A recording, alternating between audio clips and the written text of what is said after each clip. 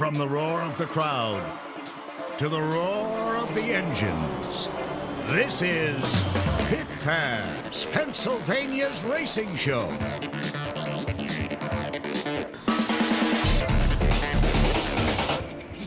Pit Pass features all your favorite tracks, interviews, highlights, thrills and spills. And here are your hosts, Ron Fox and Jan Miller.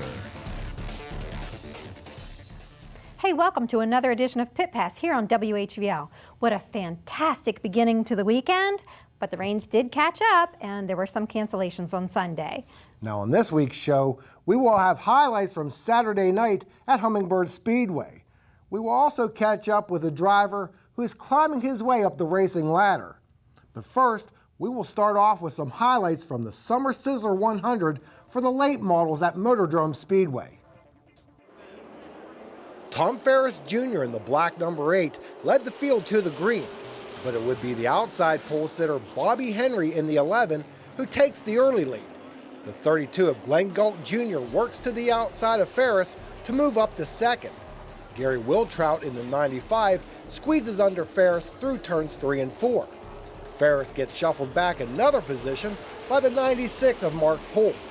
Moments later, Steve Black tangles with Ferris to bring out the caution. John Komarinsky and Bob Weber get caught up in the aftermath. Komarinsky's crew would remove the front sheet metal and he returned to the race while Weber was done for the night. On the restart, Henry puts some distance between himself and Galt, who has Wiltrout and Poole not far behind his Orange Blossom Special. Eventually, Galt caught Henry and the top 4 pulled away from the second pack of cars, led by number 28, Dave Wiltsey. The lead duo pulled away slightly from Wiltrout and Poole. Then on lap 21, Galt, who set fast time in qualifying, takes over the lead. Scott Stern gets turned around on the backstretch to bring out the caution. Henry runs a little lower on the track than Galt on the restart. Yet Galt still has a couple of car lengths on Henry as they get back up to speed. But Galt's time at the head of the field would be short-lived as a broken panhard bar ends his evening on lap 26. That moved Bobby Henry back to the point position. He gets a good jump on the restart, with Wiltrout and Poole running in the second and third spots. Around the 1/3 mark of the race, Wiltrout started to apply some pressure to his Stone & Company Megan Ford teammate, but would later start to fall back a little from the leader. Breezewood's Jordan Miller, who runs with the CRA series and was making his first Motordrome start, ran in the 4th spot in the latter stages of the race. Down the stretch, it would be Bobby Henry holding off his teammate Gary Wiltrout to take the checkers in the Summer Sizzler 100. Well, congratulations on your win, Bobby. If Glenn Galt Jr.'s car had not broken, would you be here in Victory Lane? Probably not. I mean, he's good every time he comes here, and it showed in qualifying. I mean, I was 3rd fastest at a 17:83, and he was a 53. So he had the whole field covered, I would say. But I was following him, and I thought I saw his rear end move to the left about 6 inches, and I said, I think he's braking, and he did, and that's racing. I'll take that one anytime. Were you surprised that your teammate raced you so hard early on? Gary? He races. We race each other hard every week. We give the car owner something to yell at us about during the week. He doesn't like to see that, but we enjoy it. I mean, we're racers, and he's a very tough competitor. Gary is, and we enjoy it. Now, I was talking to some drivers before the race, and they weren't exactly happy with the tires. They say that it takes at least 10 laps for these tires to heat up. Yeah, they changed the compound on us this year, and it's been a real bear to get a hold of, and we're finally dialing it in. We were struggling there at the first part of the year, and it takes a lot of adjusting. These guys coming in, like Glenn, he's amazing. I mean, he just came here, and he was fast right out of the box, and that's amazing with these tires because they're very hard tires, and it takes a whole different setup. But I mean, hats off to those guys because they hit it right out of the box. Well, now you've been racing for a while. What is your take on the small fields of these late models on asphalt?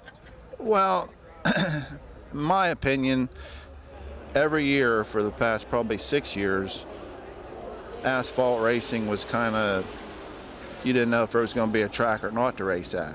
So Todd, Melfi, and Melissa, they're assuring us that we're going to have a track to race, and if they can do that, people will build the cars. But excuse me, but probably, like I'm saying, the last 6 years, it's just been at the end of each year, you don't know if you have a place to race or not. So there's nobody going to build a car until we can have a stable track owner, and I think the Melfis are just the right people for that. Okay, great, and congratulations. Thank you. Thanks. Henry, Wiltrout, and Poole occupied the top 3 positions for the last 3 quarters of the race. Jordan Miller and Steve Black round out the top 5. You know, Jan, it was a little disheartening to see such a low car count for such a big event. Now, I've been in Motordrome and Jennerstown for 100 lappers that saw at least 30 cars. And it's not like the dirt tracks aren't immune either. I mean, we really need the promoters and the teams to work together to reverse this trend. Yes, but fortunately it didn't seem to affect the fans. It was refreshing to see such a large crowd.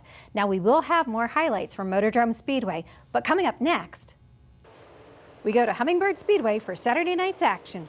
Pit Pass returns right after this. Pit Pass is brought to you by Millheim Small Engine, your local Husqvarna dealer, located just 1 mile west of Millheim.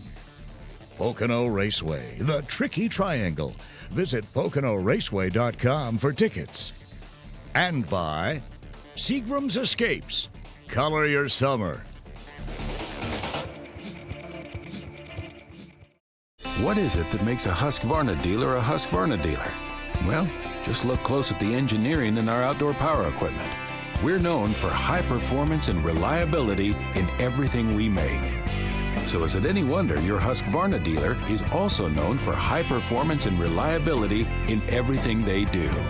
With a nationwide network of Husqvarna dealers, there's one just around the corner. Millheim Small Engine and Hardware is located just 1 mile west of Millheim.